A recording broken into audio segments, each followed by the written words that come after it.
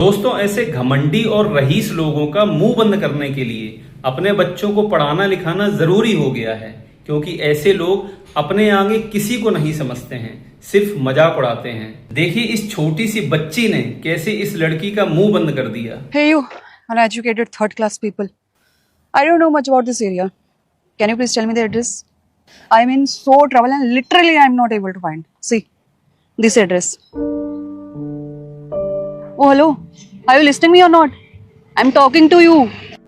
Oh sorry, I forget. मैं तो ये भूल ही गई थी कि तुम जैसे गवारों को इंग्लिश समझ में ही नहीं आती होगी। एक काम करती हूँ, हिंदी में पूछती हूँ, हिंदी तो समझ आती है ना।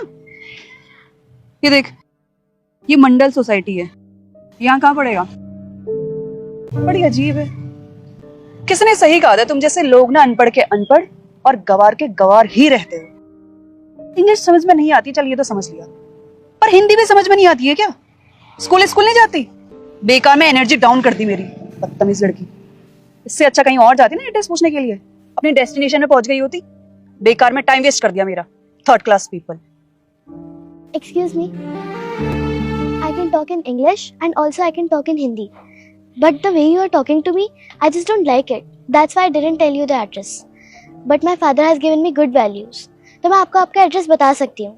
Your address is go straight from there, then turn left, and you will find your address at the distance of 100 meter.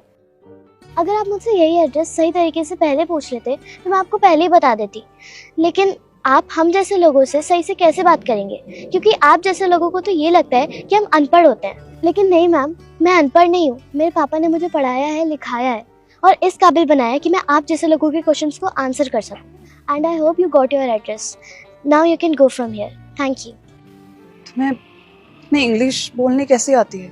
Madam, आप जैसे लोग तो ये सोच ही नहीं सकते कभी कि हम जैसे के बच्चे भी इंग्लिश बोल सकते हैं, है ना।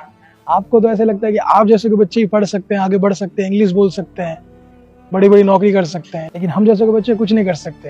लेकिन ऐसा नहीं है मैडम, अब समय बदल चुका है, समय बड़ा बलवान है।